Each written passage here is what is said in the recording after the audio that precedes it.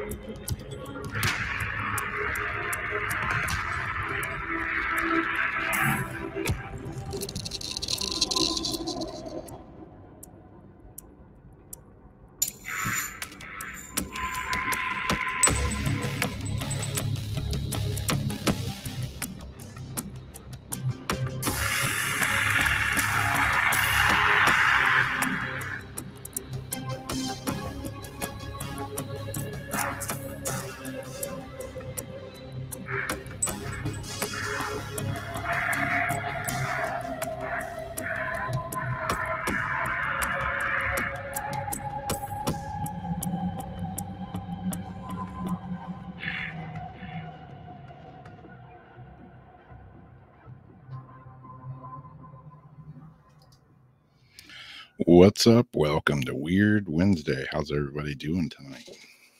Hey. What's up, Jamie? How's it going?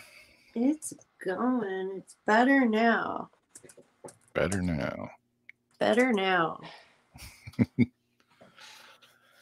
some people pouring in the chat room. If you're watching on Facebook, welcome aboard. If you're watching on YouTube, hello. And if you're watching on Twitch,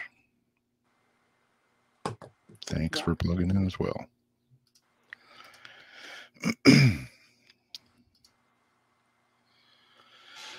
How's everybody been doing for this last week or so?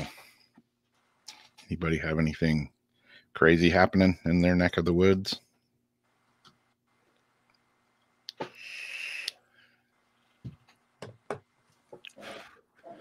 Kind of weird. On one, like right where I live, on one side of the neighborhood, there was a big fire the other night. And last night on the other side of the neighborhood, there was a shooting. So it's like, hey, kind of live a little dangerously there. Sort of in the hood here, so it's always crazy. Yesterday we had somebody firing homemade rockets. I was fun. Yeah, I was watching as their parts parachuting here and there, like blowing towards the trees. But it was the day before my mom had come across these huge rockets that people built independently, like a full-on rocket, and they're just crazy. I'm like, how do they get a license to even test fire these things? Wow. Insanity. So I'm like, all these people firing rockets. And yesterday I hear I look up and see the little parachute coming down. Yeah, there's a guy, I won't say his name so he won't get in trouble, but there's a guy here that he builds rockets and fireworks and stuff like that. Probably totally illegally, and he builds some kick-ass fireworks. What size rockets though? Pretty good size stuff. Like how many stories? No, not big ones like that. No. Okay. No. but still, it's always fun. Yeah, I remember I used to build those when I was a kid. You go get the little rocket engines and we shoot them, like spend a week building them and then shoot them once and then you lose them. That always sucked. And that's They'd what come these down, were. the parachute would open up and you'd just see it like drifting off somewhere. Little kids, you didn't think about things like wind and stuff like that. Yeah, the little Hobby Lobby rockets. Yep. Those are good times, though. Yeah. But same with getting like the little helicopters and stuff at the beginning. You could play it a second and crash that into a wall. It's like, oh, there goes that. Yep. That used to be fun though, building like RC car, those little car kits and all that little boats and stuff that you could build when you're little. Hobby Lobby was the shit. Yeah, they're on bobcats and coyotes more than usual. It's funny, Jamie will send me videos, like we'll be video chatting or something at night and I can hear the coyotes. Did you see the fox running down my street though? Yeah. I'm like, that's not a cat, that's a fox. Yep. Yeah. We have quite a few of those around here. I remember one time I was picking Darcy up from work where she used to work and I pulled up in the parking lot, and I was kind of like at the end of the parking lot where it's all just grass and woods and stuff. And I'm just sitting there and I'm like, oh, look at that cat. Cat comes walking up and I'm like, holy crap, that's a fox. That's not a cat. And he just used to hang out there. This little fox about yay long. Aww. He'd just come up and hang out and he was looking in the window at me. They're like little doggies. Yeah. Yeah, I almost pet a possum at night because I thought it was a cat. That's how I got the very first ferret I ever owned. Was I was just hanging out outside doing something in the driveway and I look and I'm like, oh, the hell is this thing? And I thought it was a possum or something. And then I realized it was a ferret. And it just was like coming right at me and it came like right up to me. And I was like backing up thinking, man, is this thing like rabbit or something? What's going on? It just came out of the woods and came right to me. And was it someone's pet that got out or something? Well, I found out later on that it was. Was it their chip or someone was looking for it?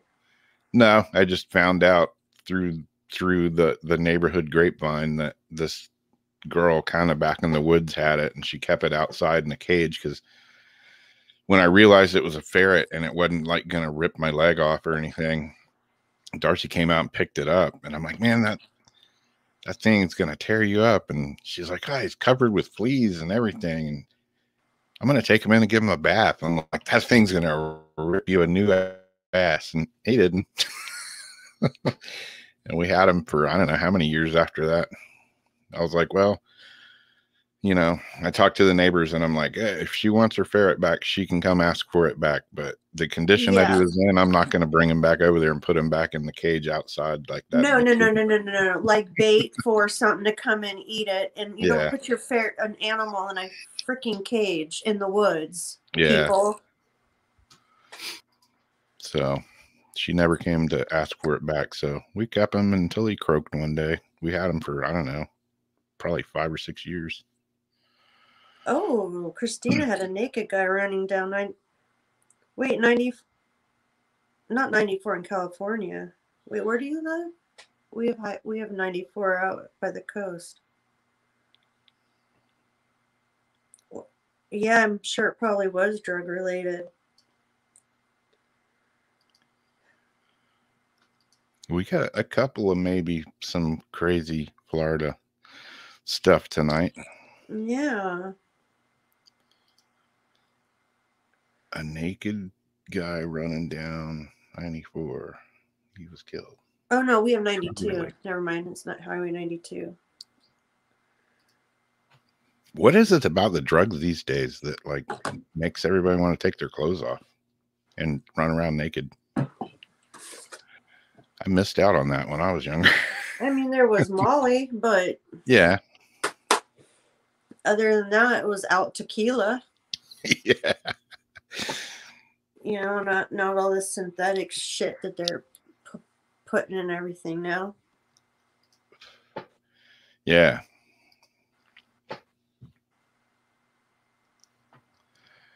Yeah, I guess taking your clothes off is one thing, but if you want to take your clothes off and like eat babies or somebody's face, that's a whole nother level of what the? Yeah. Yeah, they got really big snakes here. That's for sure. The ones down in the Everglades, the pythons are slowly trying to creep up further north, but the only problem with that is like where I'm at here in North Florida, it gets pretty damn cold in the winter and those snakes can't survive that. So the ones that do come up here and don't go back south when winter comes, they usually all die. Same with the iguanas and all the lizards and stuff. Oh, yeah. They'll get mouth rot, everything. Yeah. That's why, like, when it gets really cold down in South Florida, that's when all the iguanas start, like, falling out of the trees and stuff. Oh, I couldn't. That'd make me so sad. Yeah, I won't send you links to some of the videos of some of my friends that shoot and eat iguanas down there. Yeah, please, no. I had a hard enough time when you guys had those, you know, the last hurricanes and all that, when I was hearing about the snakes and all the shit flying out of the trees, and all of a sudden I was mortified because it was something I never thought about before. And I'm like, I'm always worried about the land animals and the, you know, feral cats and dogs and the water, the flood. You know, the first thing I think of is, you know, yeah, people, but then homeless and animals, you know, things outside. Yeah. Then I'm like, oh my God, now I have to worry about the snakes and the trees and the iguanas and the critters flying out. Yeah. Mortifying. The iguanas down in South Florida, though, they're so, like, abundant. I had iguanas. I loved my Jack. Yeah, they're cool, but, like, if you live down there and you have these big, huge iguanas, like, ripping out your garden and eating all your plants and tearing stuff up, they get annoying after a while because they're just out of control. They need to eat, and that's where they're from. And well, really, it's not really where they're from. Yeah, they're not where they're from, but yeah. I mean, I get it, but it's like all the Cuban lizards that are here, or the Cuban lizards and the Cuban frogs. They eat all the green lizards and our green frogs. Well, that's why you don't introduce things that aren't indigenous. Yeah. You don't screw around like that. That's why you don't put fucking goldfish in the ponds and other shit like that. You just don't do it. Yeah. There's the whole cycle off. It's how tilapia became so popular in all the freshwater places around here. Is it? Yeah, they're from freaking Africa. So, yeah, people would get cichlids and stuff, which are related to tilapia. And yeah, they get them, have them in an aquarium, and then they get tired of them and go dump them in a pond somewhere or a creek somewhere. And now there's a shitload of tilapia everywhere. We failed. Big time. We failed. Yep. If they were eating my cannabis, though, I seriously would be putting up chicken wire around it. I would never swat them with anything. If you know me, I will save the tiniest of a gnat out of my cereal if I see it floating. And I don't like spiders, but if that thing's been around my shower a couple of days and it didn't die by accident yet, I got to put them outside. Like, man, you've been fighting. I just can't, I'll take them out anyway. But yeah, I saved the bees. I have saved rescued lizards that my dad threw away in tinfoil. He didn't want me to see it. He told me he found a lizard in the pool. I said, I want it where? He goes, I threw it away. I said, I want to see it. He goes, no. I said, Dad, let me see it. It might still be alive.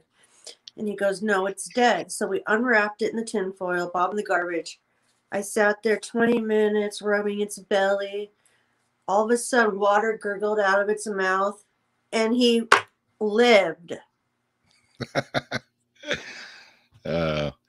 Yeah, I did that with a lizard one time out when I lived out in the country. I came out and there was this lizard about yay long, and it was winter time, and he was on this plant pot, like plant pot, potted plant, whatever the hell I'm trying to say. A pot plant. He was on a pot plant. No, he was on a potted plant. And but he was like not moving. He was frozen, because it was so damn cold. So I pick him up, and I'm holding him, and I held him for like 20 minutes. And I'm like kind of, just warming him up in my hands. And he started moving around a little bit. And I'm like, oh, cool. He's like coming back to life. And I went over and like stuck my hand up on an oak tree, and he crawled off my hand really slow onto the oak tree. And I'm like, okay, cool, little buddy. And right then a freaking hawk flew right over my shoulder and nailed him. Oh. Oh man, right in front of me. I would have cried like a baby. Oh yeah, you would have fully. I felt bad. I was honestly like, would have cried. Yeah. I like hadn't had him on the tree for 10 seconds, and a freaking hawk flew right over my shoulder and grabbed him. Like, well, the circle of life. Yeah, like I fished and had the bird stuff taken as I right about to land it, and then a seal comes in and what was it? Oh, a dragonfly. I saved a dragon. I actually Googled the way a dragonfly works. The only reason I know this is because, you know why their butts are long like that? Why? They're like little jet skis, and that's so they can propel down in the water, and then they shoot back up like that.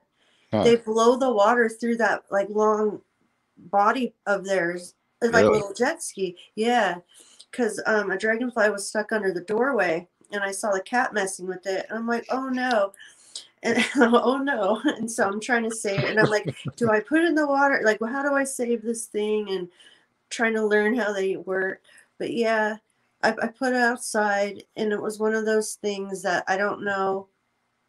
I know ants didn't get it. Either he flew away or a bird got it. I don't know what happened. In my head, he flew away. Yeah. I know I'm just gonna think this. Mm-hmm. But yeah, I'm constantly out there like Cinderella, trying to save something if it's there. It's like I can't ignore that. See the pool circle vibrating, like, oh no, it's supposed to be a bee. Oh, especially bees. Save them bees. Scoop and throw it into the hedge wherever it goes. Figure it's gonna live or not, but at least it's not drowning. Yeah.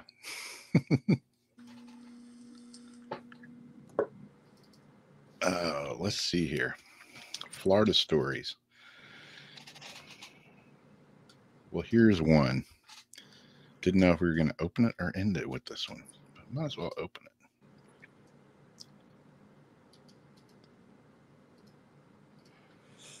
And of course, I didn't specifically look up this one to be a Florida man story, but it turns out it's a Florida man story.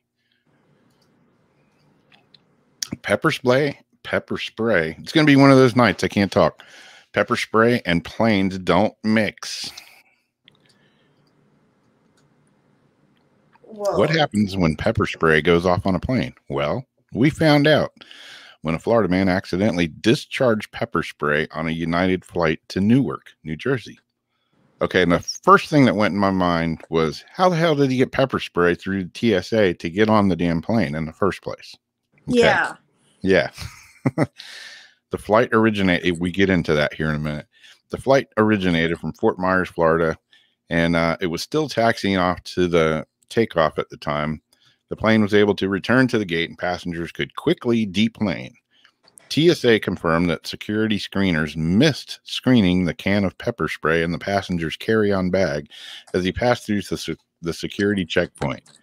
Pepper spray and mace are not allowed on the plane. Really? Neither are fingernail clippers. On some airlines, customers are permitted to bring personal defense sprays in their checked baggage. Everybody started coughing. And, well, during the COVID outbreak, everybody starts looking around and freaking out. Oh, shit. Yeah, you're on a plane, and all of a sudden, everybody starts coughing and rubbing their eyes. You know, I imagine it was like mass chaos in there. Oh, the liquids and fluids coming out of all the wrong areas. After the guy who accidentally discharged his pepper spray, he fessed up to it. People realized what was happening. One of the gentlemen in the exit row, which was like 2 rows in front of me to the left, was like, "Oh, whoops. I accidentally hit this thing on my keychain." You don't. Oh, my God. Okay, you know what? That's not checked baggage, and there's a safety on the things. Yeah. You have to, like, screw the top. Yep. Plane was already en route to the gate when the customers deplaned immediately upon arrival. According to a statement, spokesman for United confirmed Monday's flight from Fort Myers to Newark, New Jersey had been delayed due to a disruptive incident. On Monday, the flight 1061 from Fort Myers, Florida to Newark, New Jersey returned to the gate due to a disruptive incident involving a customer prior to takeoff. At least they weren't like up in the air, I guess. That would have really been a freak out for everybody. Yeah, I was wondering why they could deplane so fast. Like, yeah. But here's where it gets funny is flight safety reported. A spokesman for the airline said in an emailed statement, last June alone, TSA officers in 9 days intercepted 12 guns and passengers' luggage across the state of Florida, including Fort Myers. Between January and July, TSA recovered nearly 150 firearms from people trying to get through security checkpoints in the state of Florida. Good old Florida. Love our guns here. So much that we try to sneak them on a plane. What the hell's wrong with people? You know, if you're going to take your gun on a plane, you have to check it, and it has to go under the plane. Yeah, there's a procedure for that. Yeah. Refresher training was provided to all TSA agents in the Fort Myers airport to help them find pepper spray as well as detecting firearms and luggage, according to the TSA spokesman. Wow. The pepper spray has a big red flipper on it. I mean. Yeah. Yeah. I've had pepper spray. I've had some pepper spray experiences. And when I was probably about 14, my brother had come back. He was in the Army, and he came back. I don't know. I don't know how, but he came back with all kinds of shit, like mace and like you gotta have a license for mace. Yeah, he had like these green. I remember like cartridges. These green canisters of Army mace. Holy shit! And he had a bunch of them. I don't know. Maybe they just gave them to him. I don't know. I didn't ask. But yeah, we were sitting there one day, and one of my friends picks it up, and he's like, "What is this?" It says Army mace. Is this real mace? And I'm like, "Yeah, it is. Don't mess with it." And he's like, and shot me right in the face with it, like a big blast of it. Did you yak? Like 2 feet away, man. I just got it right in the face. I took the money shot right in the face. Did you throw up? Oh man, there was stuff coming out of every hole in my body. Yeah, but hey, rite of passage, Rob. You know, high five that you took it, because you know that's you got to do that for a lot of training. You have to go through that. Yeah, it sucked. I can confidently say that it sucked. And I can't really talk shit about the guy and the pepper spray with the safety, because I do have a video of myself in the dark, remember? Clack, clack, when I was getting my flashlight out, which is also a stun gun. Yep. And you could see it go through my pants. Yep. I did a loop of myself like 5 times. Jackass. Yep. It happens. I was at a party, and you know, everybody was passing a taser around, zapping everybody, and My friend had it, and I'm like, I'm telling you right now, you hit me with that thing. Wait, a stun gun or a taser? The one with the pins?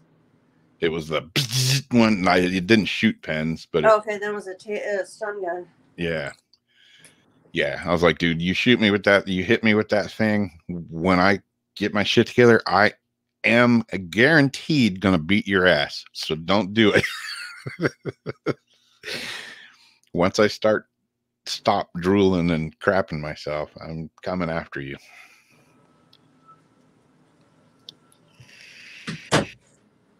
So he didn't tase me or stun me or whatever the hell. Just the sound of those things next to you is enough to yeah. In fact, I have had mine charging here for 4 days that I forgot about.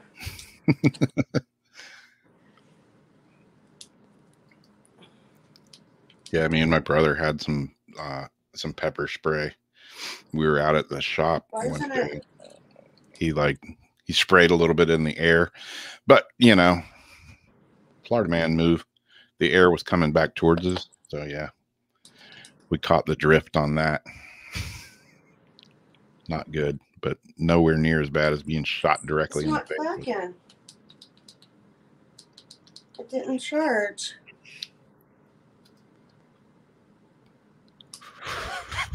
I'm gonna laugh if you zap the shit out of yourself. What's wrong with this thing? It didn't charge. Whoa. The flashlight's not. Whoa. Yeah, I can see how weak the flashlight is. It didn't charge. Good thing I got a backup one. My safe word's pineapple. So, California here. Let's see. I'm really upset by that. I was all hoping I was gonna have a fresh charge right now. Yeah. Watch your fingers, booty man. So where are you going? I'm going to the Bean Dip. Oh yeah. What'd you say, booty hole? Yeah. You've never seen that video? Which one? My safe word is pineapple. Yeah. I was trying to remember it when you said it because I thought I just heard something about it recently. In fact, I was like, wait a second. Oh, that's my change.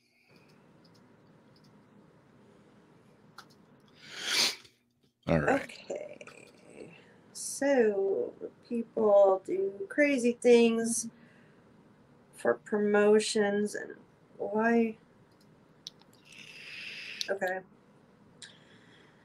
Man sits in Bean Dip for 24 hours to promote a California restaurant. I don't know if this would make you want to go inside or not, especially when you wonder, like, what are they going to do with all them leftover beans after? Yeah. Hey, we got a special on bean burritos. We got a special on bean burritos after today. Yeah, free Bean Dip, right? Yeah. Sprinkle some cheese on that. March 10. I don't know why they call him a stuntman either. I mean, maybe he is a stuntman, but California stuntman spent 24 hours sitting in a pool of bean. That also means if he didn't get out, what else was he doing in the Bean Dip? Like Zach just said, what if he happened to need to take a whiz, Yeah. Or he's like, no. I mean, does he have to stand submerged or pee over the side?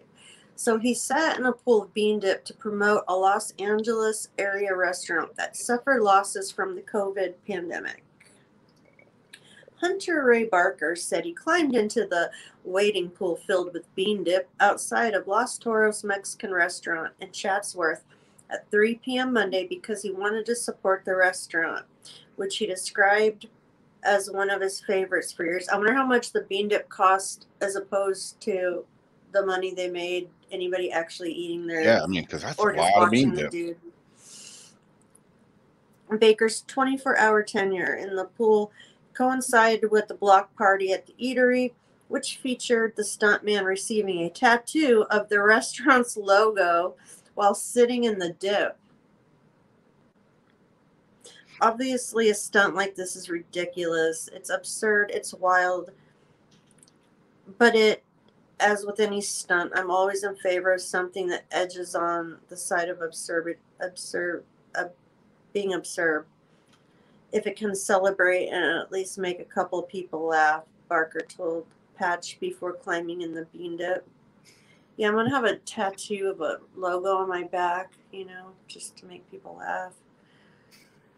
If we can get more attention, turn a few more people into lifelong customers, that's what I love about it too.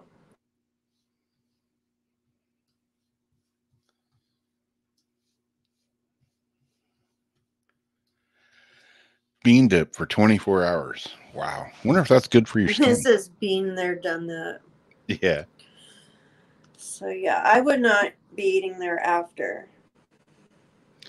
Yeah. Yeah, that might raise a few questions.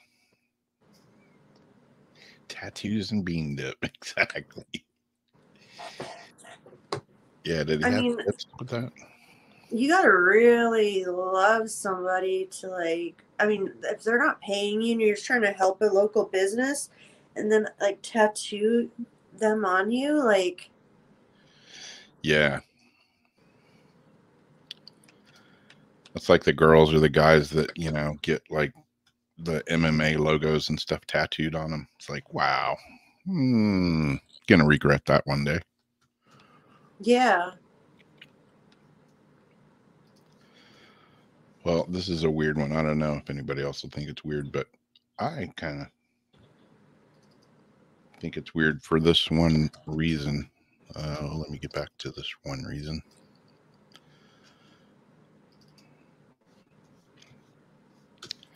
I have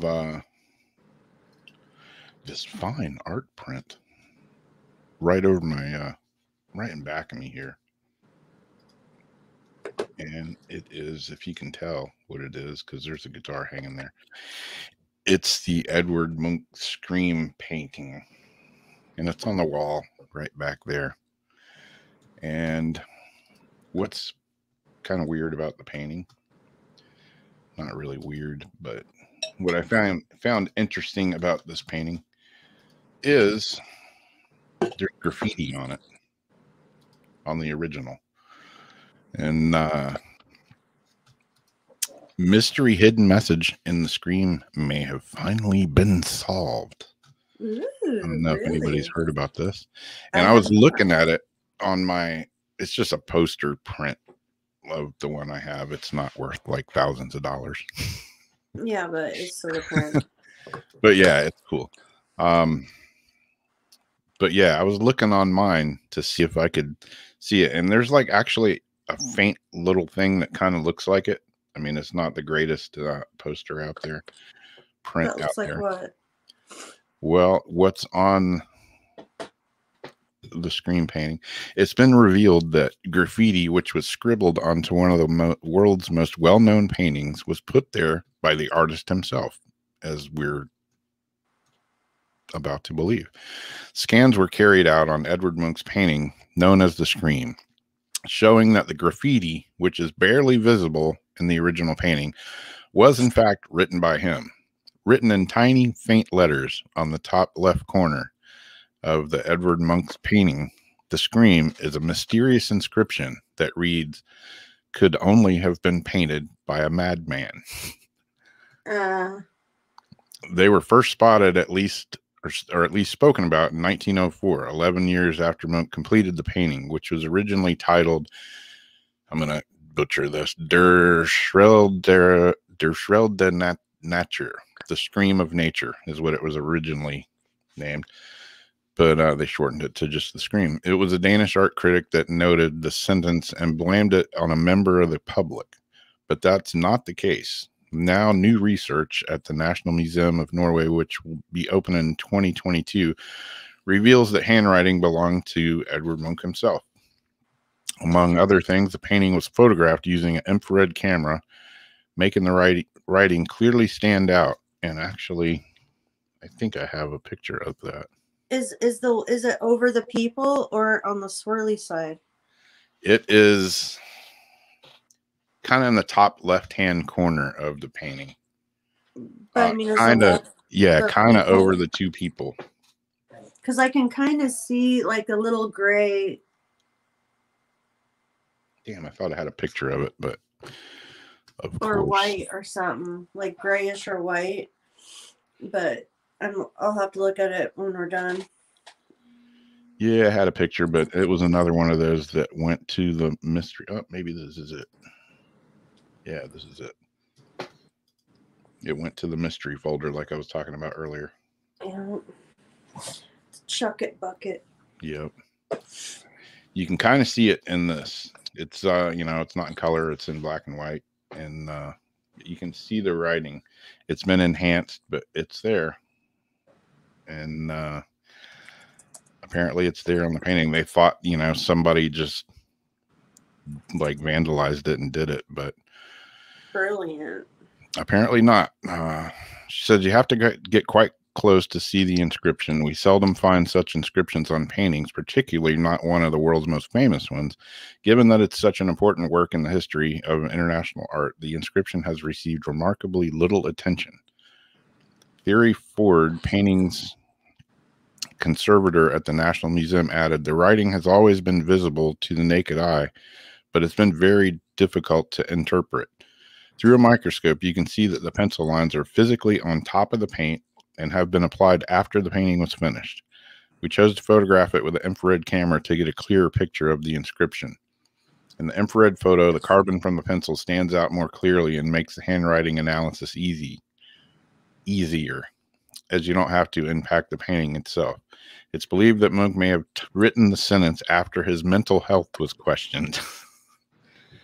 The theory that Munch wrote this after hearing a medical student make a judgment on his mental health sometime in or after 1895, it's reasonable to assume that he did it quite soon after that, either during or following the exhibit in Christiania.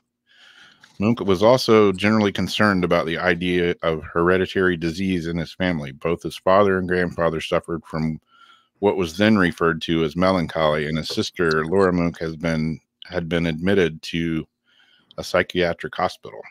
The inscription can be read as an iconic comment, but at the same time, it could be an expression of the artist's vulnerability. Writing on the finished painting shows that creating for Munch was a continuous process. But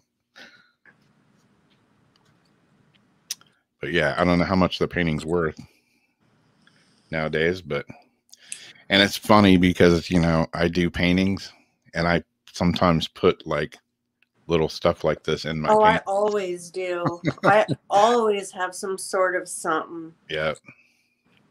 Or sometimes, like, before I paint a picture, I'll actually write something on the canvas, and then I don't get all weird though and do it in blood or anything like that, so nobody has to worry.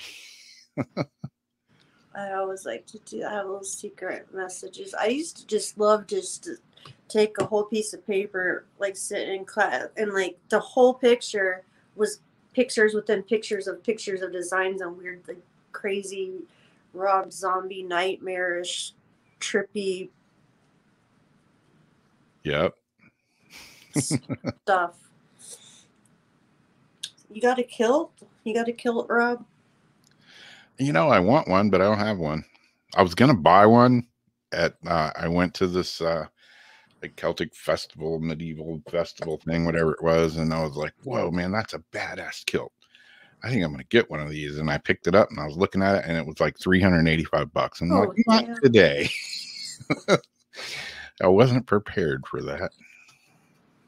But it was it was a nice one. A real one. Handmade, but Dee wants you on it. Wanted you on a kilt because I guess we were talking about St. Pat, before in sound check. I guess it actually lands on next Wednesday, but on Wednesday. So she says we're gonna do the Irish dance, and you need to be in a kilt. Okay. And Jason needs to do the bagpipes. There you go. It's crazy. I was playing my bass guitar the other day, and yeah, my new bass guitar, finally got it, and it's freaking sweet. But I was playing It's beautiful. it. I have some, like, I got all these effects pedals, and I found one that makes it sound exactly like a bagpipe. So it's pretty awesome. Yeah. So I immediately started playing like these kind of bagpipey tunes. I'm like, oh, I got to figure a way to work this in. It can't be like more than one song, or people would be going, what the? But yeah, it's pretty good. Yeah, painting is good therapy. I need to get back to it because I need some therapy. You know, I've been talking about my jewelry too. I've been putting so much of all that off, like over the last, like you'd think I'd been doing a bunch this time. I haven't. I need to get back into my crafts and stuff again too. Yep. Yeah, I've gone kind of crazy with jewelry stuff here lately. You are on to something really cool. I got all kinds of tools sitting right here. Files. Yeah. So, how do you guys feel about, instead of having to carry a passport, having your retina scanned instead? And we've talked about before how the police on their body cams can actually scan your retinas and pull up your arrest or your record. And if they have probable cause to want to hold you, they grab you off the sidewalk, say, hey, something came up in the computer, put you in the car. That's why I don't want to make eye contact with the police walking down the street, because I know some have that capability. Well, now they're using the retinas for your passports. Dubai Airport, the world's busiest for international travel, can already feel surreal with its all their duty-free stores, artificial palm tree. Yeah, have you ever seen that place? It is Which place? huge. The airport, the Dubai airport, and then like the Dubai Mall. Yeah. Holy crap. Duty-free stores, artificial palm trees, gleaming terminals, water cascades, and near Arctic levels of air conditioning. Now, the Key West Transit Hub is rolling out another edition from the realm of science fiction, an iris scanner that verifies one's identity and eliminates the need for any human interaction when entering or leaving the country. It's the latest artificial intelligence program the United Arab Emirates has launched amid the surging coronavirus pandemic. Contactless technology. Now, come on, you know they had already had this way before coronavirus. Yep. They didn't just invent this for this, okay? The government promotes as helping to stem the spread of the virus, but the efforts also have renewed questions about mass surveillance in the Federation of 7 sheikhdoms, which experts believe has among the highest per capita concentration of surveillance cameras in the world. Dubai's airport started offering the program to all passengers last month. That's how they started getting things tested. On Sunday, travelers stepped up to an iris scanner after checking in, gave in a good look, breezed through the passport control within seconds. Gone were the days of paper tickets or unwieldy phone apps. And you know, like, I've already thought this a long time ago with Snapchat. And, you know, I was realizing instead of just filters and stuff, like, they were having us do all these different games where you have to, like, catch cookies in your mouth or make, you know, raise your eyebrows, do this or that. I'm like, dude, they have now mapped us completely and gotten the motions. Like, so I was kind of thinking these things a long time ago. Yeah, just like as Ariana says. I mean, your phone, you know, Face ID to like. Yeah, I use mine to unlock it. I just look at my phone and it unlocks. Yep. We just, you know, you like, you want to fight all that stuff, but then you give into it because of convenience. Convenience is your ass is mapped in there now. Yep. We like our convenience, and it's going to come back to kick our ass one of these. The way I justify it is by the time I realized, like, you know, like 2 weeks for Alexa, I realized was not good. Twitter, using it at the beginning, I told Jeff like 15, I don't know how many years ago. I'm like, yo, Twitter is going to be the death of it. Like, Twitter is going to be our demise. Like, I can see how this could be way wrong. Yeah. Yeah, you know, then you got. But I've already put myself in. By the time I realized it, I've already put myself in there. Like, I'm already mapped in. Like, oh yeah. So, yeah. You know. Yeah, I mean, if I'm you're not on going to cry about it now. If you have a phone, if you're on Facebook, you're in the system already. Mm-hmm. Oh, we don't share any information. You bullshit. Yeah, if anybody's platform I'm using, I don't believe in private anything. It's, yeah, I'm using your shit with complete knowledge that it could be used against me and that you're not probably doing half the stuff you say you're doing. Yeah. To keep us safe.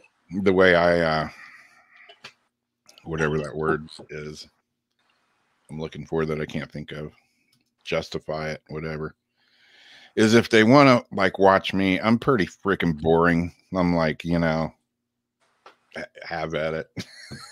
Yeah. I mean, if my life is that intriguing to someone, holy shit, man, they need to let me in on it. Yeah, I would feel bad for someone that would sit there and feel the need to follow me around. Yeah, it's like, really? You must be not have anything to do. I mean, you might get a couple trips here and a couple good laughs, you know, and like yesterday the shit sprayed right in my face and you're walking in the palm tree, you know. Oh yeah. Yeah, I but, mean, if you want to watch a comedy show, watch my life. Yeah, few far between. But yeah, you know, the eye scans there in the Dubai airport, and somebody said something about they're afraid you might not be able to travel unless you're vaccinated. That's actually, well, okay, yeah, and that's actually a thing, and that's why they're talking about the paper flying. That's a thing. So basically, you can kiss off flying unless you want this. But you know, not to get political, but thanks to Biden, now we got open borders. All those people can come across the border, and they don't get tested for COVID. No. But yeah, we're expected to. Just saying, maybe not the brightest decision I've ever seen, but hey, that's my opinion. Everybody knows what that's like. So,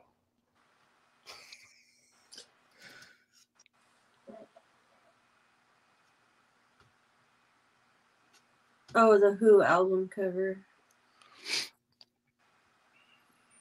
So speaking of technology and more stuff, I saw this today that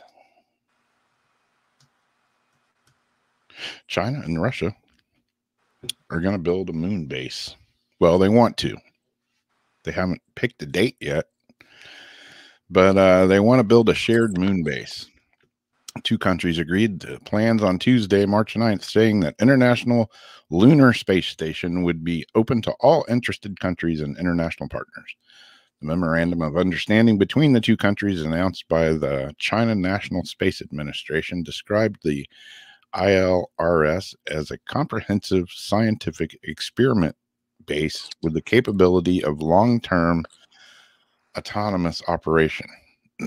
Built on the lunar surface and or the lunar orbit that will carry out the multidisciplinary and multi-objective scientific research activities such as the lunar exploration and utilization, lunar-based observation, basic scientific experiments, and technical verifications. That's a lot of words. I don't want in other words, on our moon. What's that? I don't want China to have anything to do with our precious moon. It's too sentimental, and I don't want them walking all over it. Well, you know, we are all on the same rock, so maybe they have a right to explore the moon too. But yeah, I don't know.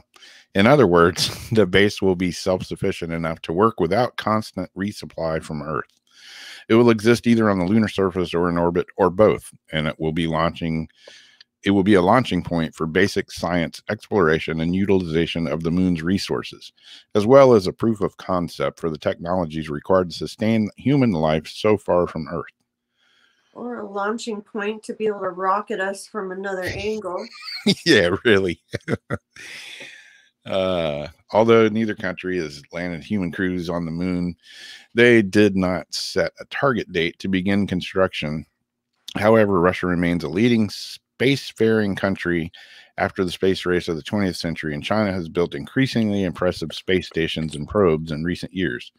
As Live Science or sister site space.com have reported. During the years between the retirement of the space shuttle in 2011 and the first crewed SpaceX launch in 2020, the two countries had only vehicles in the world. They had the only vehicles in the world capable of putting people into orbit. So, yeah, China and Russia getting in on the space program. Mm. Who knows what that could entail? There's always, there's always the good side of things, but then there's always the bad side of things too. Because with good, there's always bad. I just don't trust. Yeah. Do you have trust issues? Just maybe a little tiny bit. Yeah, me too. Because it's always, it's like, wow, we're taking this up there for science. We're gonna learn how to do this, and let's go ahead and pack these rockets up on the way too, just in case. Yeah, they don't disclose what's on the payloads. They can say satellite, but you know what? Yeah, I always think, what if Elon Musk sending up all these Starlink satellites, like thousands of them? What, and for a good cause, so he says. But what if there's that weird side of him that's like, I'm doing it for, so everybody can enjoy internet and so I can take over the world. What if there's that little bit there where, I got all these satellites up here and I forgot to tell you, they're all armed with nuclear rays. Or they'd get hacked and just start dropping out of space like flaming balls of fire from the sky. Or shooting rays at us. Yeah. Our moon app, the app that we use, the night sky. Yeah. And when you're like normally looking down and like how clustered with the Starlinks it's been getting. Now, like when you're looking around, you can already see how many more rocket bodies, and we are just junking up our atmosphere with these satellites. There's a lot of crap up there. Yeah. And speaking of that, I got one little quick video that I'll throw in here. Since we're talking about space junk, that's actually what this is. People thought it was a UFO, and there's not really any article to this. It was just a little video with a little headliner, and I snapped the video. But these people thought it was a UFO.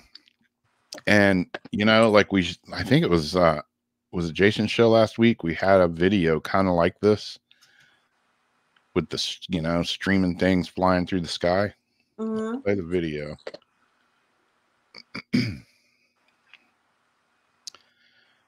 They thought it was a UFO, because it looks, and remember I said I saw something last week that came out of the sky and that went over the road and into the woods where I was at. Yeah. I don't know what it was, but everybody thought this was a UFO, but apparently they figured out it was a Chinese rocket, remains of a Chinese, not a Chinese rocket that was shot, but it was like the remains of a Chinese rocket that was burning up in the atmosphere. Oh, wow. It was space junk that was burning up in the atmosphere. And they said it was from China. What'd you say? So they said it was from China. China. Well, speaking of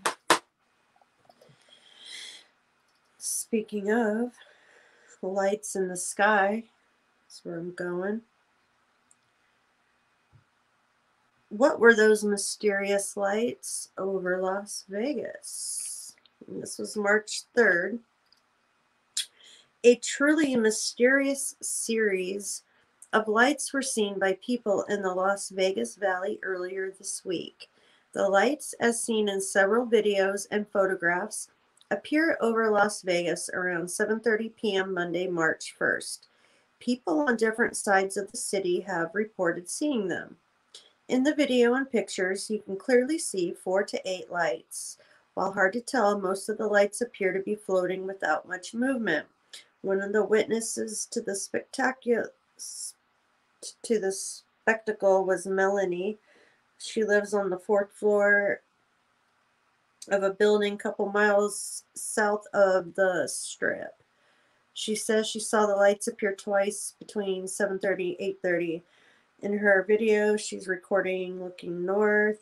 You can see 7 lights at first, 4 grouped together to the left of her view. Another light is seen in the lower. Another light is seen lower than the others, and 2 more to the right. In her second video, she notices an 8th light that appears only for a few seconds, but as she says in the recording, it looked like it was on fire. In another video posted to Twitter, the person who recorded this video writes it looked like the lights were over Circa in downtown Las Vegas. Nexter's Mystery Wire contacted them and were told it had nothing to do with the lights in the sky. Because that's what I'm thinking, like, is it show lights, event lights? Another video posted shows the lights from someone recording in the southeast part of the valley looking northwest.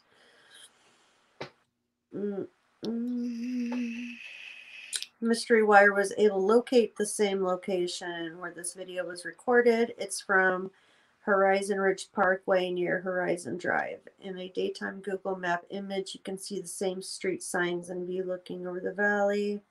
Nellis Air Force Base is on the right of this view, other side of large mountain peak, 15 miles away. There have been several comments online that the lights were military flares from the jets. They contacted Nellis. They haven't got a response. Dude named Steven emailed Mystery Wire these 3 photographs from the far southern part of the valley.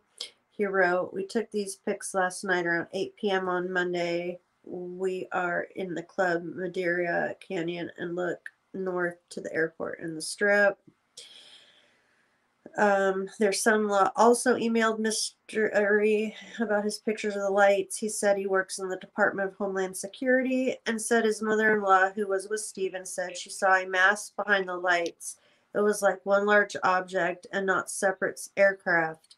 This man also said he has experience with military flares, both aerial and artillery launched, and he does not think these resemble them at all. Wednesday afternoon, the Federal Aviation Administration did respond, writing the lights seen from the Vegas Valley were flares from the Northwest military ranges, of course.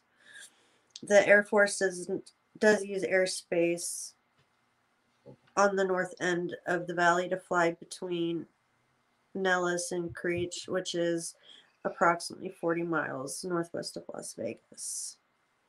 So, what do you think? Flares? I don't know. I always go back to the lights that I saw last summer that were lined up just like this, and they were not flares. They were not Chinese lanterns. And this is not a train of lights. Yeah. Is that kind of what you saw, like that? Pretty much, except they were in a perfect line, and there was, like, I don't know, there was 4 of them, and there was 3 or 4 of them, and then there was one like further to the right. And They just were like in a perfect line. They weren't moving. They were just sitting there. You know, if it was Chinese lanterns, they'd be drifting with the wind. They'd be moving. They wouldn't be in a perfect line. Even flares The wouldn't be in a, grouping. yeah.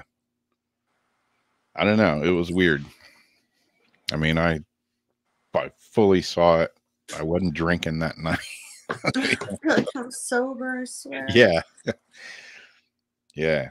We just like pulled up at the beach and we're talking, and I looked out there and I'm like, what the hell is that? It was weird.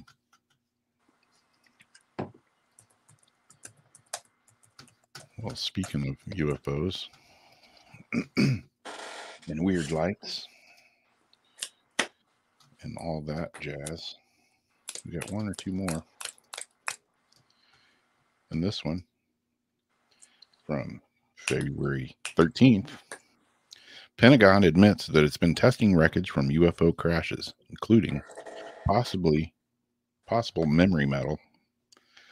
And we've heard about this memory metal. If you watched any of the UFO stuffs, like from Roswell and any of that, you hear like people's, claiming that, yeah, it was this weird metal that didn't weigh anything and you could bend it and it would like come right back. Memory metal.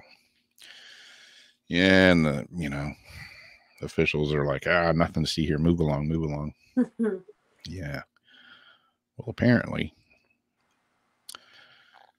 researcher Anthony Braglia secured more than 150 pages from the U.S. Defense Intelligence Agency after the agency responded to a 3-year FOIA request. Although much of the reports detailed or retracted, what can be gleaned is that these technologies represent a literal quantum leap beyond all properties of all existing material known to man.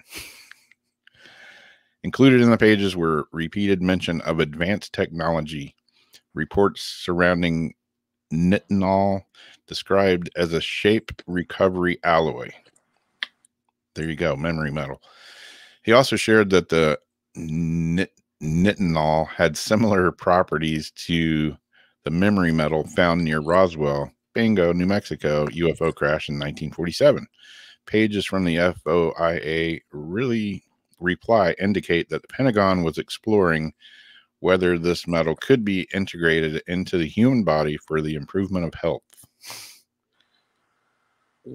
Like Bionic Man. I just pictured like when they melt into the like mercury pile. Yeah, exactly. Yep. He's going down at the very end. That's what she said. So yeah, exactly.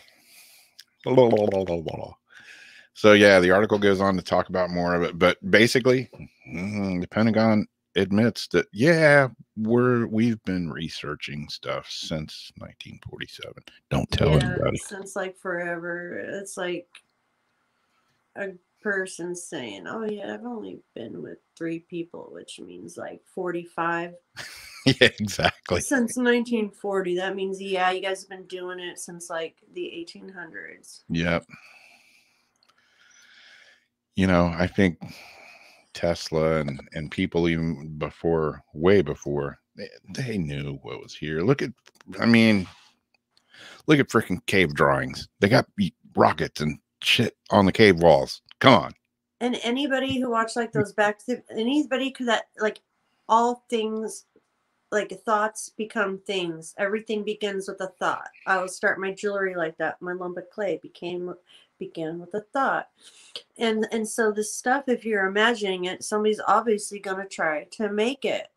Whether you're an at-home scientist or, government, whatever, like that technology is out there. It just, when it gets introduced to us and for what reason. Exactly. So to keep going here with the UFOs and lights, we've got some more strange lights. UFOs in the skies over North Carolina. And I think this is just a picture they used as like just a picture. Yeah. I don't think that's what they saw. A mysterious cluster of light. And this was This is one day ago. My mom found this one actually. I think she sent it to me yesterday. I think this article was done either yesterday or the day before. A mysterious cluster of lights appeared recently over North Carolina's skies, prompting many to wonder what they were. The strange lights were seen floating over the state's Indian Trail community and subsequently posted on the What's Up Indian Trail community Facebook page. Anyone know what those lights were tonight? No sound at all. They flickered like lanterns, but followed the same exact path up until they disappeared, which was odd. They went on to say, my initial thought when I saw the lights was it was helicopters in the distance, but as the lights got closer, there was no sound. They went straight up into the sky and disappeared. No smoke, no debris. A few there's no smoke. There shouldn't be smoke. A few hundred people have since reacted to her post on the community page, offering different opinions for the odd phenomena, ranging from UFOs to a SpaceX rocket. One of her photos captured a glowing trio of blue lights, which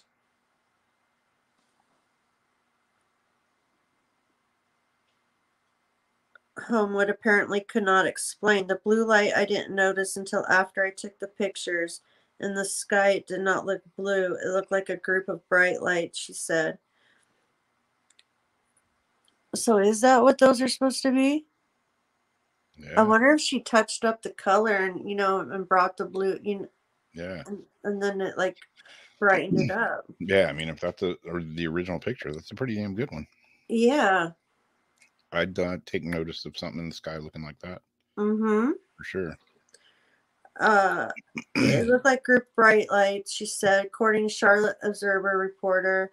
Thought it was odd, though, that a few people have seen and photographed that same bluish grouping of lights. The Charlotte UFO is just the latest in what has been a sharp increase in UFO sightings since the start of the COVID pandemic. Homewood's photographs also come on the heels of the CIA recent declass of more than 3 decades worth of UFO documents, which one expert called a real-life X-Files. Yep. Do you think most UFOs can be explained, or are we being visited regularly by aliens? Oh, I think we are. Yes. Like Wendy said, that info will soon be declassified. Mm-hmm. I mean, they're like, I don't totally get it. Like, they have information. Everybody knows that they got information. It's like you can play dumb and like deny it, but Dumb, ignorant. I don't know. I think they should just come out with it. Now's the perfect time. I mean, it's been like the whole shit show of last year, and this year's been a shit show. So why not throw it out there? Going to shit anyway. Might as well let the secrets out. Exactly. Let the skeletons out of the closet, man. Mm-hmm. Now's the time. But there's always different arguments of, we can't just let the cat out of the bag because it would cause mass chaos. Really? I don't know. We're already beyond that. Yeah. I mean, certain things, certain religions and stuff, it's gonna affect, people's beliefs. It's gonna affect, but life is going to affect people no matter what. And yeah. You can't keep hiding and sugarcoating shit that people can't handle. Yeah. I mean, you gotta face reality. Yeah. Face reality. Pop your little damn bubble. You can crawl back in it later, but at least get your head out of your ass a little bit, get some air, look around, see what's going on around you. You can tuck back up later. Yeah. I mean, ever since I was a little kid, I always heard, Earth has the only intelligent life, out there. It's going to say the universe, but I've heard Earth has the only intelligent life, period. And I always thought that was pretty egotistical to think that, because obviously, like I've said 100 times before, if these aliens have visited here and visited there, and they have the technology to go from point A to point B and all that, they're way smarter than we are. So you want to talk about intelligent life? They got us like we're like, worms at the bottom of the mound compared to their brains. So, and I'm just glad that we're, here and can enjoy life as it is. My mom's convinced that we could be sitting there and then they come in and sit like this and that, in and out. We don't even know it. Yep. Yeah, infinite number of dimensions, exactly. What's up, Debbie? How's it going? Yeah. So I think that wraps it up for our weird news. Weirdness. For tonight. So we got 45 minutes. Wow. You know how I told you that one? Did I show you how I had pulled that one card that was like from that stalker girl? And it had it was the, what was it? Card that was kind of bad because of her situation, and that's why I didn't actually mark that card was for her. Yeah. Because I thought, oh, this is gonna put a bad thought in her head. Because no matter, even though the chick is really doing bad stuff to me, because of what she's going through, seeing something like that could be quite disturbing. Which card was it though?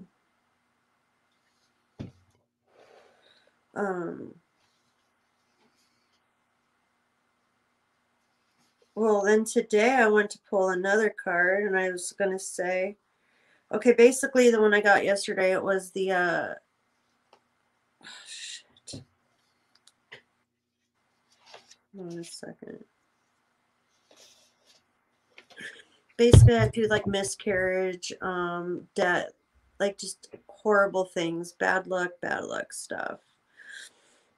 And, didn't want her to see that because, her being pregnant and everything. I thought, ooh, that wasn't a good card to pull for her. And then I went and pulled another card today for her, which was the Devil card, which also has a whole bunch of bad meanings towards it. I didn't even post that one. I just kept that on my roll, and I pulled another card and got 3 of Cups. I'm like, that's positive. I'll put that up for today. But yeah, that stalker, she got 2 really bad cards in a row. Hey. Sometimes, the cards tell the truth. But I just didn't have the heart to put that out there because she watches every little thing I do. I can have it up 5 minutes and already it's like my things on Instagram are posted on her TikTok. Like she gets down in them comments too. Like, whoo! Nice. Yeah. She got a lot of spare time, I suppose. Yes, she does. A lot of spare time and no life. And I still can't be cruel like that. I'm sitting here shuffling cards, and 2 of them have already just popped out of the deck. Like, phew. I'm gonna grab the moon deck just because I haven't been using it in the past 2 weeks, and I miss it.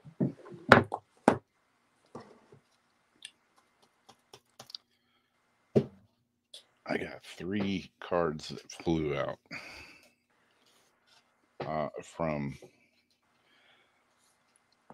the Crystal Spirits deck. All right, so if anybody would like a card, put a thumbs up in chat, and I'm going to try to keep a list. In fact, I'm going to write it down so I don't keep losing the scroll. We're going to get organized tonight, guys.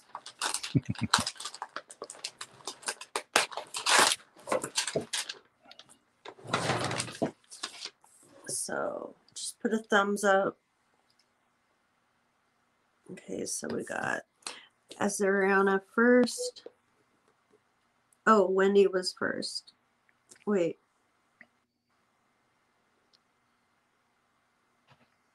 Wendy, and then Azriana. You want one of the flyaway cards that I had?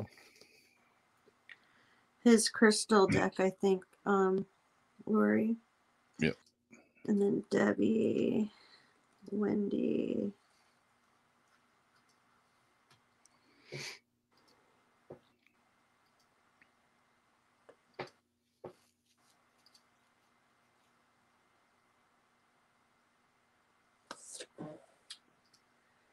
I don't see anybody on YouTube asking yet.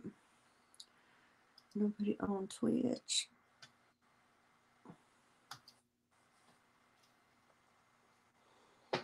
Mike. I got Mike.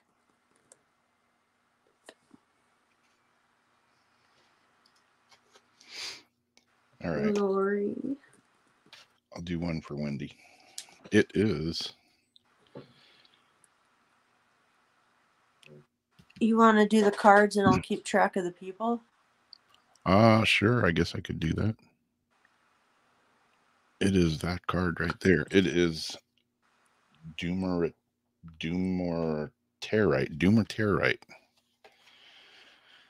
I haven't pulled this card out of this deck before. It's interesting. And these have kind of long meanings in here, but I'm gonna just read the basic gist of the card, the card meaning, and you could read the prosperity message. Basically, essential meaning: organization, orderliness, clutter, clearing, and list making. Geez, I got all these to do. Did I pull this card for myself? Not all plans will come to fruition, but in the planning, we learn so much. Have you worked on your plans, making lists and organizing your thoughts? The Spirit's message to you is to take the ideas in your mind and commit them to paper in an orderly fashion. For you are supported right now in structuring plans that will help you achieve the fulfillments of healing, of the healing you seek. Your mental discipline is enhanced now. So pull out your journal and write your to-do items. Draw arrows and pictures that help you prioritize and acknowledge what's most important to you and what needs to be on the low priority end of your list or dropped off altogether. Doomerterrite, I don't know if I'm saying that right, Spirit wants you to know that you will feel stronger and more confident once you start working out your ideas on paper. Right now, your power to put it all together in a way that works for you is at its peak. Commit to organizing your ideas today, for the conscious universe wants you to know that you are better at this planning stuff than you might think. It's what I need to be doing right now. I got so many things to do, and it's like not enough time to do them all. Never enough time. Whose card is this one? That was for Wendy. All right.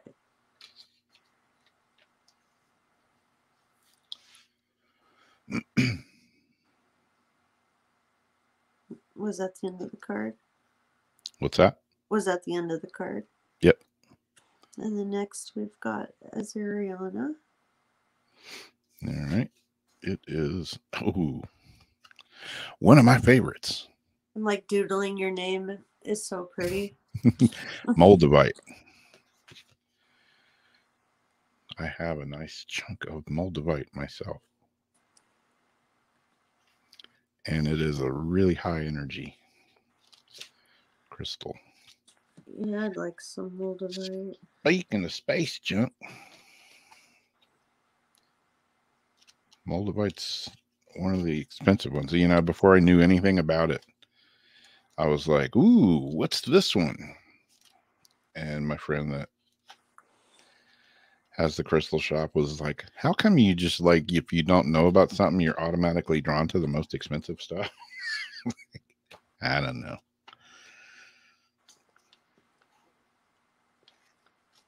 Because he got good taste. Yeah, I got champagne taste on a beer budget. Is that what they say? Yeah. Wow, did you just hear my stomach? I did hear that. I didn't know if it was yours or mine, though. No, it was mine. There it goes again. Sounds like that Alien scene where the thing was like spaghetti dinner, you know? Or King of the Hill. Or not King of the Hill, Queen of Queens. All right, Moldavite. Essential meanings: transformation, rebirth through fire, initiation and opening to new experiences, realization and renewal. New doors open and you cross the threshold. It can be exhilarating to know that you are stepping out of the old and into the new self, ready for unexpected gifts that come with this initiation. Moldavite Spirit's message is to know that as you walk through an open door, you are being reborn in a sense. For you will be different once you have made a conscious choice to say goodbye to what was. Rebirth always involves tension and struggle. Crystals can only form if there's plenty of pressure to change. If you are frustrated or uncomfortable, know that relief is on the way. Just focus on what's happening as a better tomorrow begins to reveal itself.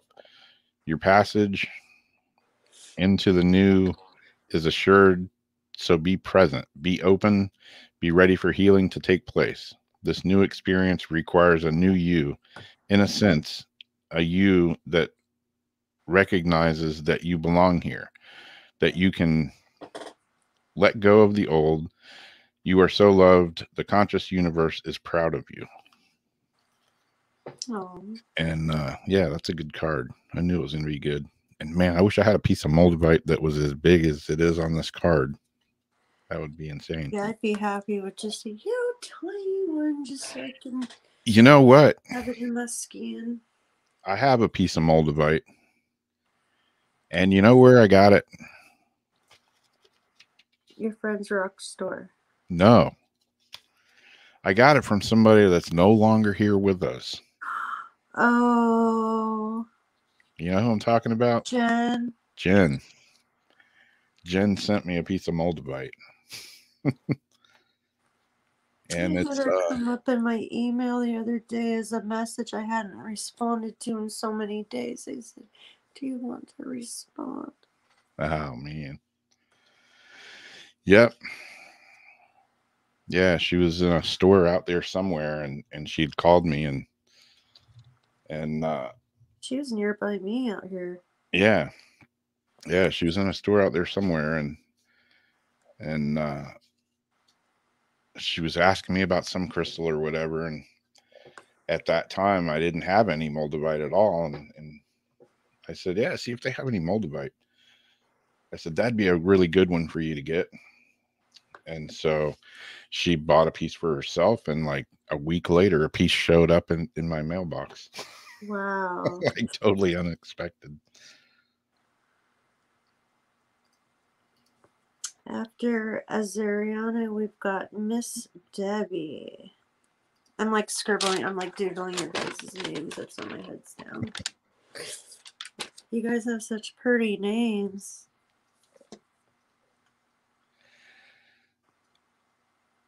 All right, Debbie, you got. What's the question mark, Lori? Chrysocolia.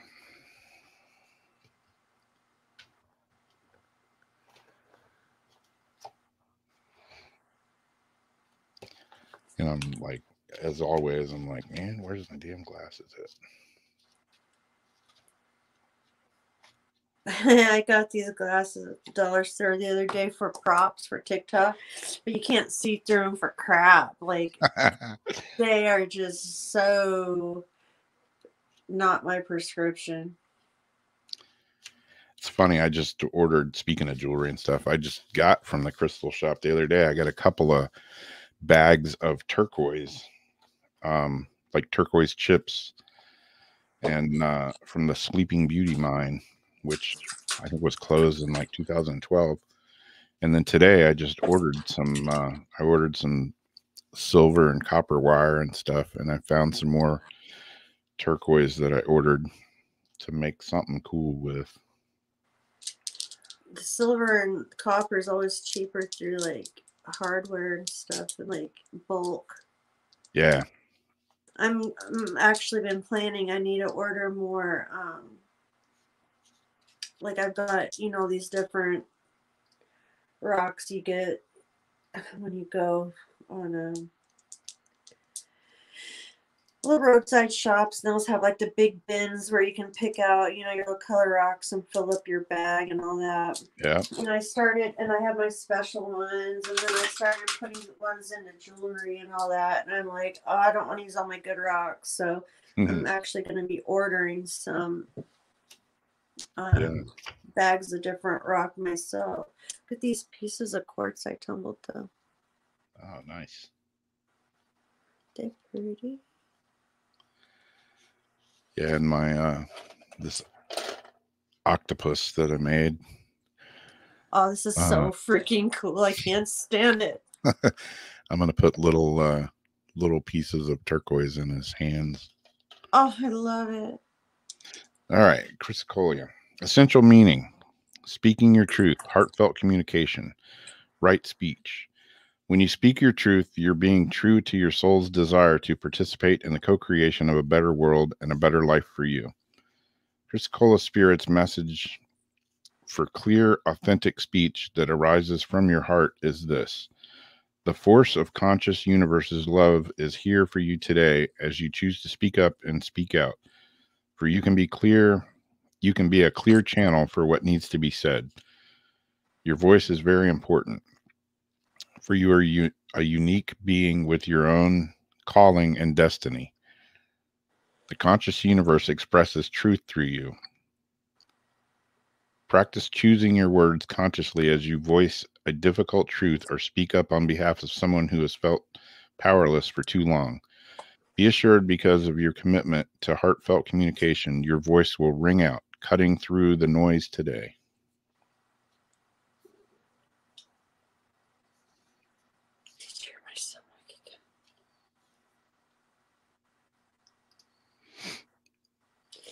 Okay, next we've got Mike. I ate a Hot Pocket like 4 hours ago. Hot Pocket.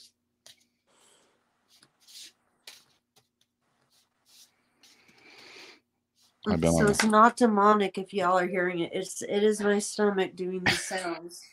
Jenny's possessed. I do not have a demon here. No, it was Seinfeld. That's the one that he made fun of. It's the Seinfeld. Yeah, I remember that one. Hello? Wait. Hello. Hello.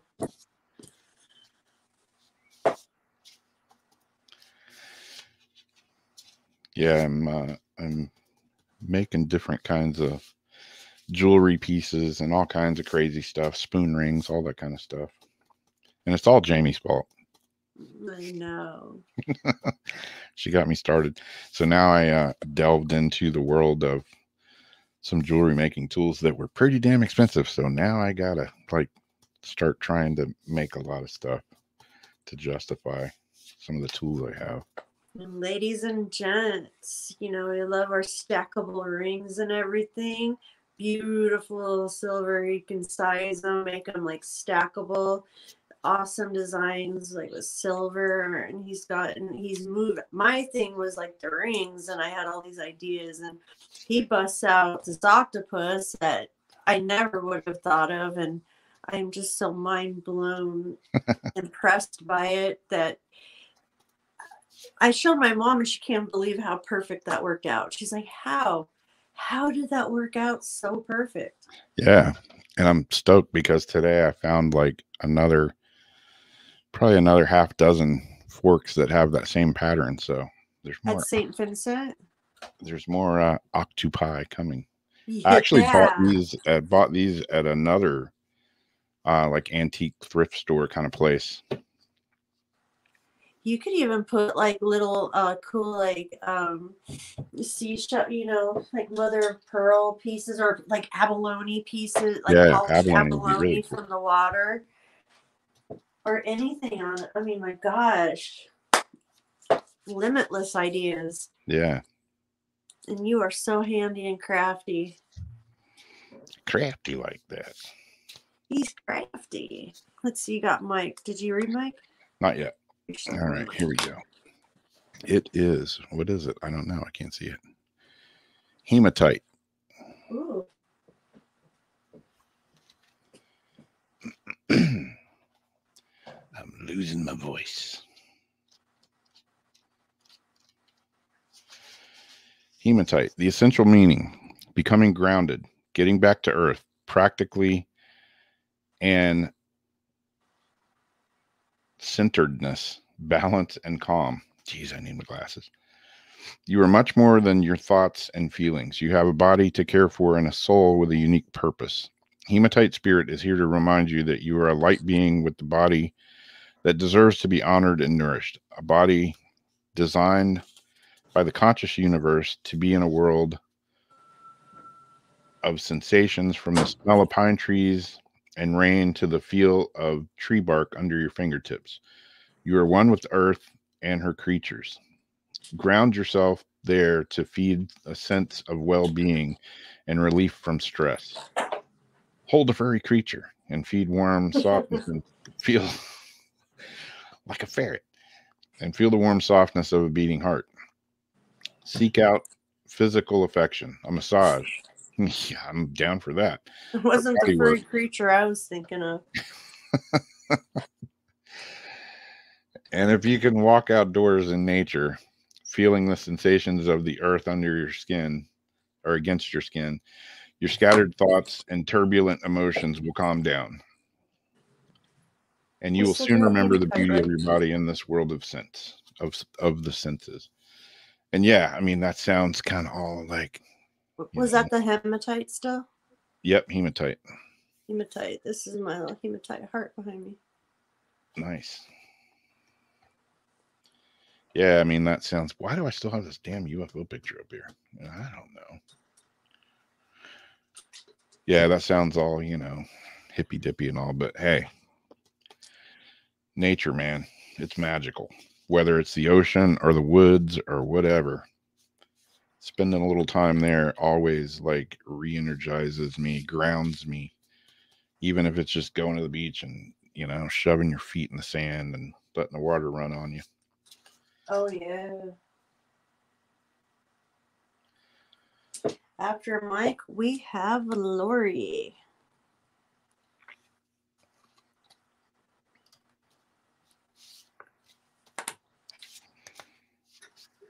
I have this big old piece of rose quartz that I found that I polished. Nice. And it fits like in your hand, like perfect. Like it's like a perfect hand stone. Yeah, rose quartz has always been one of my favorites. And these Apache tears that I found out here, like in our Indian trails out here, yeah, these cool. are like hard to find. These were like one of my favorite scores when I used to do mining, and then I tumbled these myself. But I got like good veins in these. Yeah, I'm always a sucker for turquoise for some reason. It must be the Native American thing, because that was my last little skull was a turquoise skull. Aww. Turquoise was always my dad's thing. So when I think of turquoise, I think of my dad. All right, Lori, what card do you get? Lemurian Quartz. Marine quartz? Lemurian. Wait, what's that word you're saying? Lemurian. I think I'm saying it right. Lemurian. And I turned right, like opened the book right to it. So that's always cool. Vision, the essential meaning. Vision, big picture thinking, unlocking the secrets of infinite possibility. Your ability to imagine something bigger and better and draw in what you need in order to heal, feel a sense of well-being, and step into your power as a co-creator is greater than you think. The message of Lemurian Quartz Spirit is that now is the time to free yourself to dream big. What do you see for yourself? How do you picture yourself in this future? What kind of person have you evolved into as you strive to fully embrace and enjoy your life? On this healing journey, you are called to keep your eye on the bigger picture of your experience so that you recognize your struggles as leading you.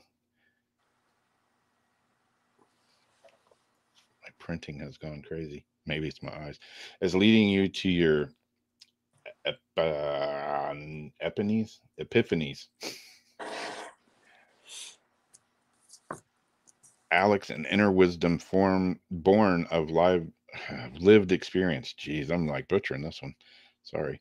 Lemurian Quartz Spirit reminds you that in the capacity to unlock this wisdom of the stars is within you. Just open your concentration to the conscious universe and allow your imagination to soar. Very soon, a powerful vision of what is ahead for you will become clear. I'm kind of like getting messages for me out of all these cards too. They're probably picking up your energy also. And then after Lori, we have Angela.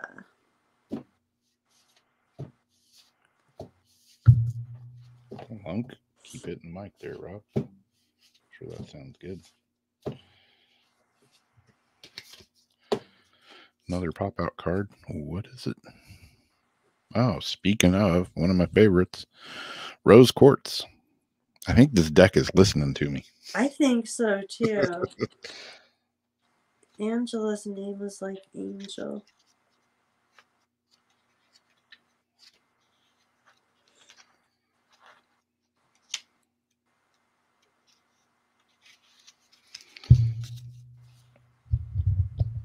Rose Quartz. Essential meaning. Self-love, self-worth, being enough, and worthiness. When Rose Quartz Spirit appears, you are called to pay attention to one of the most wonderful creations the conscious universe has ever brought into being, you. Have you forgotten how beautiful you are? You have so many strengths and unique set of qualities. It will be like magical superpowers as you walk the healing path. Rose Quartz has come to remind you of your soul's worth. Many, many people will benefit simply from knowing you and being in your presence. Drinking in the love that radiates from your heart. Trust this conscious universe is always there to fill you up with the power of love whenever you need it, and remind you that you are worthy of all that you seek. For you are an exquisite expression of divinity. What a powerful and one-of-a-kind source of healing love you are. And there's usually always like rose quartz, like, oh, that's a light bulb. Damn, I do need my glasses. I thought I had a big rose quartz sphere sitting there, but it was a light bulb. My bad.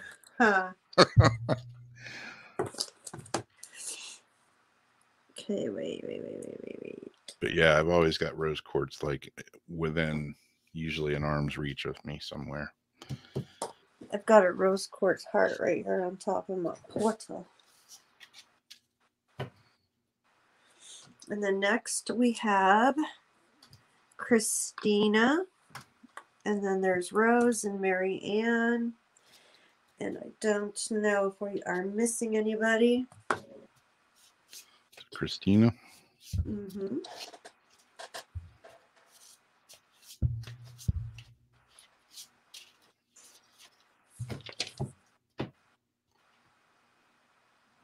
Oh, happy Red. to hear that, Angela. Carnelian. Ooh.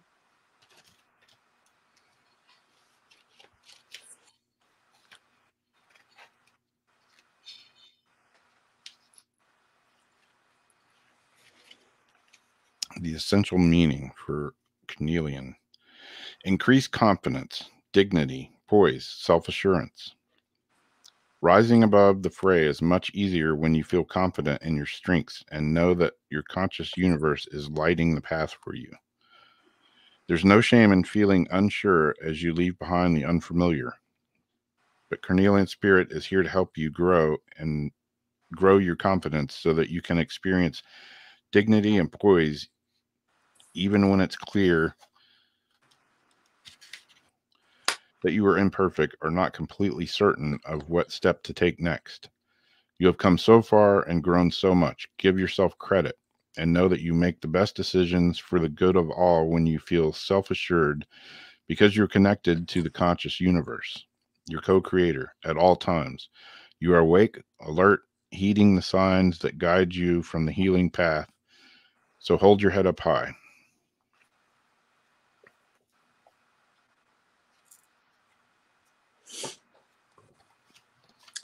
And then we've got Miss Rose.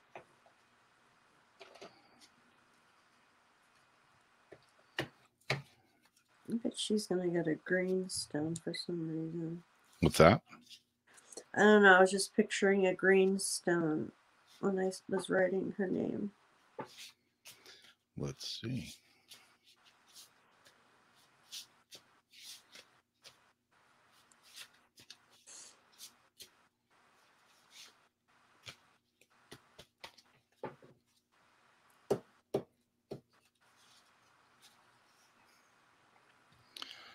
Pyrite. Ooh.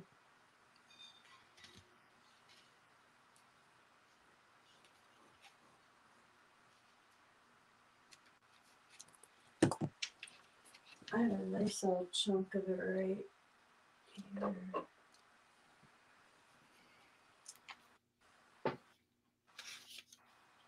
Wait.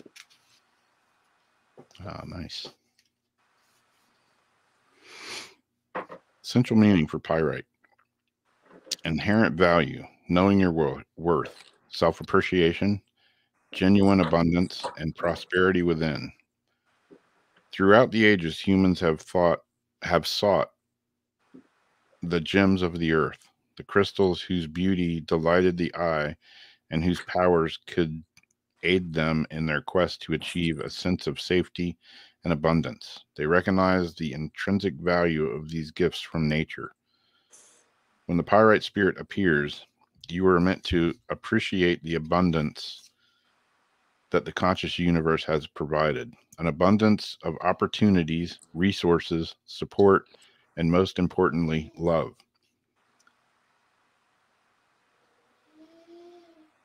I was like, where's that noise coming from? That's coming from my house. What was it? It's like a moan. It was a blender. Oh, it was like, oh. It was the Vitamix firing up. Sounds like a jet engine. Hear it? Yeah, I thought it was like somebody moaning. Yeah. A scarcity mentality will prevent you from seeing all that is available to you. And you are called now to offer thanks for the myriad gifts that you have been given to help you achieve balance. As you take your healing journey, you will find it easier and easier to recognize that you always have what you need. Abundance awaits you. Abundance awaits as you ready yourself to claim it. The conscious universe has your back. You will need what you need will not be denied you at this time. So open yourself to receiving it by practicing appreciation. Got all Yoda on me there at the very end. And then what'd you say? I say it got all Yoda-like on at the end on me there. Oh. And then we have Mary Ann.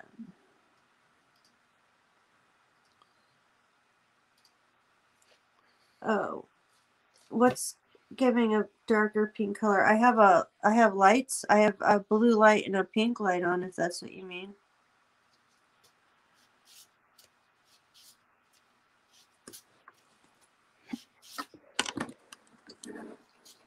So I have a pink light on the floor over there and a blue light over there. I just have a fake candle in back of me on my Hobbit bookshelf. I like your Hobbit bookshelf. Why didn't you tell me, Rob, I had lipstick smeared up to my nose? Say what? Why you didn't tell me I had lipstick smeared up to my nose? I didn't notice because my screen has just tiny little things on it right now. You guys, you can tell me if I have lipstick smeared up my face. I won't be offended. Mine? You know, some people get offended at like, oh, I can't tell her that. Like, no, you can. Please do. If I have something like hanging out of my face. Hey, you got a bat in the cave, right? Yeah, or, you know, something just really weird. Like, I don't know. Looks like you got a dick on your chin. Like That should be obvious. I mean, if you actually have one there. I've woken up with interesting things drawn on my face. Oh, yeah. Yeah. Yeah, when I was like, I don't know. It's got a little mini eye twitch right then. I was probably about 15 or so, and I used to go over to my brother's house for Thanksgiving and Christmas and all that. And, you know, you eat like Thanksgiving dinner, and next thing you know, you're like, you know, everybody's like nodding off, and I fell asleep on the floor, and I woke up. My brother's wife fully had me had whipped cream in my hand and was sticking my other hand, like tickling my nose and sticking my other hand in warm water. She's like gonna get me to like piss myself and smack myself in the face with whipped cream. Yeah, that's what you do. All right, Marianne, you got a pretty cool one. Aqua or a Quartz. Oh yeah. Like crystal porn. Yeah. We get weed porn, we get crystal porn. Food porn. Aqua or a Quartz. Essential meanings: connecting to the infinite potential, a renewed sense of purpose, wonder, and awe. The Earth is only one planet within a solar system, within a massive galaxy that itself is a mere speck within a vast universe. Yeah, what was I saying earlier about that? Mm-hmm. How awesome is it to recognize the power we all have when we choose to see ourselves as part of this incredible creation, and when we tap into the universal consciousness that continually generates love and guides us with the wisdom of the ages. The appearance of this crystal is a message to you to cease your cynicism and worry and open your heart to the wonder that is your life. How unlikely we all are, and yet we are all here. Drink in the magic of life in your body on this planet and let yourself be filled with the wonderment. Open yourself to healing in so many forms as the universal consciousness eternally creates new beginnings and generates abundance. Today is a day to appreciate the magic that is everywhere. I love that card. Yeah. It's almost like something that I was putting on Instagram earlier about like the moments and living in the now. And it just kind of goes along with that. I really am digging that card. Yeah.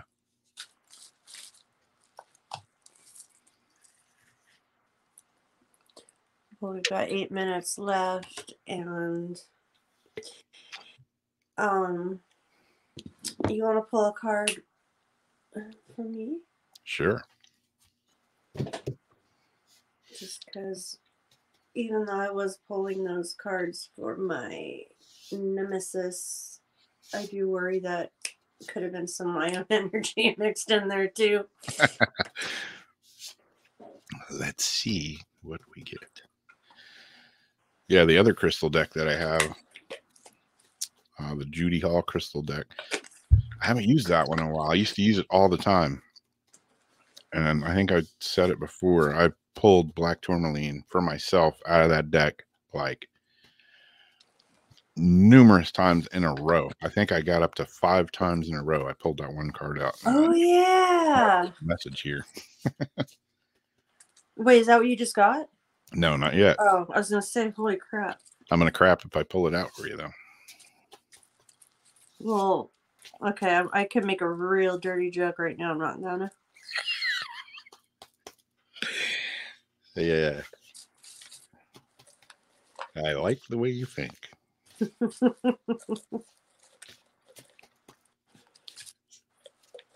You're welcome, Marianne.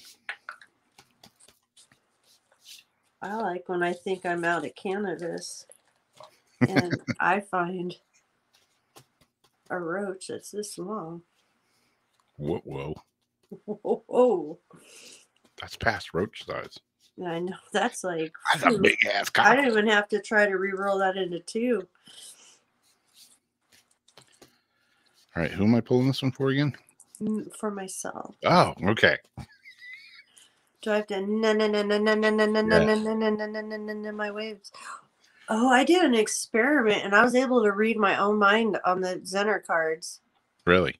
Yeah, I filmed it backwards, so my camera, I couldn't see my face, but I was holding the card, and then I would flip it over, but I couldn't see on my screen because I had it the other way. So then I'd watch it back, and I look myself in the eye. I'm like, you're thinking circle. And then I pull up the circle. I'm like, you're thinking green star. And it was the green star. Wow. So I read my own mind. All right. What is this? I have no idea. Hi there. Labradorite. Let's see what it says for you. I'm looking for some keywords. Labradorite's essential meaning: awakening to the magic within, mystery and synchronicity, help from the unexpected sources. As we go about our healing work, bringing love and light into the dark. I'm love and light, but I'll stab a bitch. And that's what I thank you. Thank you. That's what I was just talking about. I can't believe it. As we go about our healing. You saw the video I sent you, right? Last night's. Yeah. Bringing love and light into the dark corners of our hearts and our lives. We can forget. This is weird how these cards work. Into the dark corners of our hearts and lives. We can forget alongside reason and logic is a very practical tool of magic. Do you think of magic that way, or do you buy into the notion that the healing toolbox contains only what can be defined, tested, predicted, or controlled by humans and their current technology? Labradorite Spirit is here to tell you to believe in the mystery of how the conscious universe finds ways to support us in healing what is broken.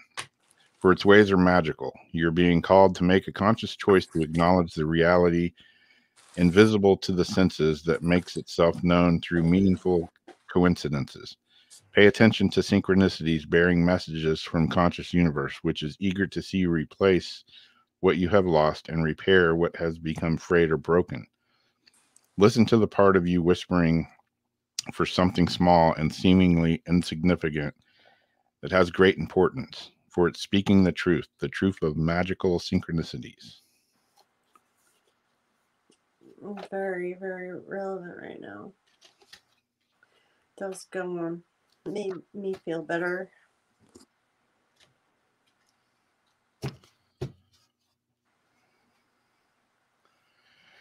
Yeah, the cards seem to work. Yeah, they do. Some people are like, they're just cards. They're just paper with words on them. But hey, man. It's like the thing with the jar of dirt. This is a jar of dirt. Well, how is that supposed to help you? Well, if you don't want the jar of dirt, give it back. No. It works if you believe it works. Oh, Debbie's outside with the cats and coons.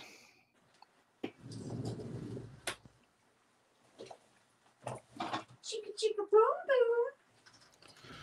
boom. Cool. That about wraps us up for the night.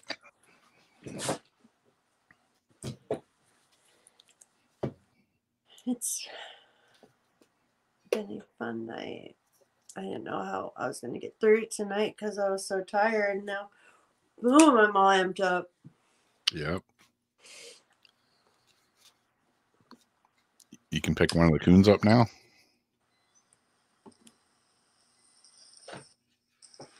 They get right friendly. Yeah, I used to when they'd sit in my lap and eat popcorn. I'd sprinkle it on me and then let the raccoons come up and eat the popcorn. I had a friend that they had a pet raccoon. I'm assuming they still have him. I don't know. Haven't heard about him lately, but his name was Will. Will? Yeah, he used to be a little tiny dude, but he got big.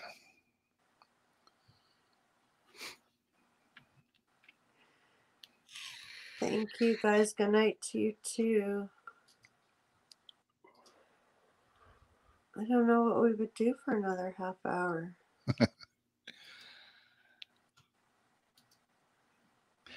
Yep, we'll see you Sunday. We got Paranormal Soup coming up. And I don't know. I told Jamie earlier, we may have some new viewing options coming up for the show in the near future. I got a message from one of my friends that runs some stuff, and we may be on Roku and Amazon Fire Stick soon.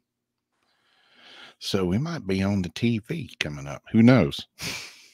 On the TV. You mean I gotta put pants on and brush my hair? He said something about a possible phone app too. Yeah.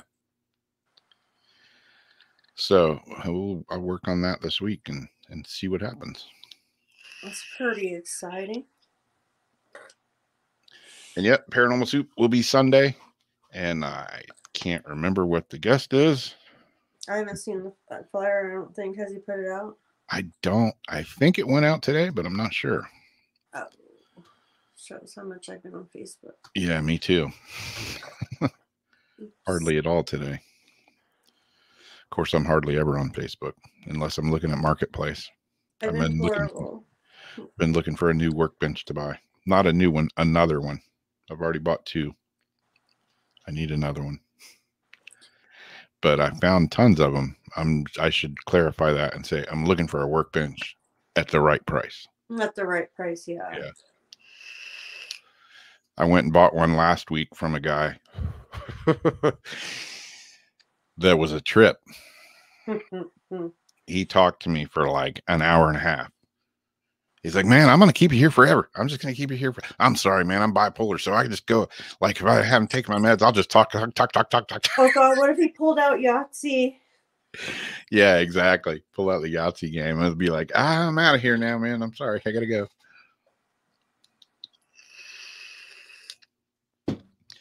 Well, cool. Thanks, everybody, for hanging out with us for another Wednesday evening. And we'll be back again next week. And we'll see you on Sunday night for Paranormal Soup. Until then, stay weird. Have a great rest of the week. And again, thanks, everybody, for hanging out with us. Bye-bye. Love, light, and blessed be.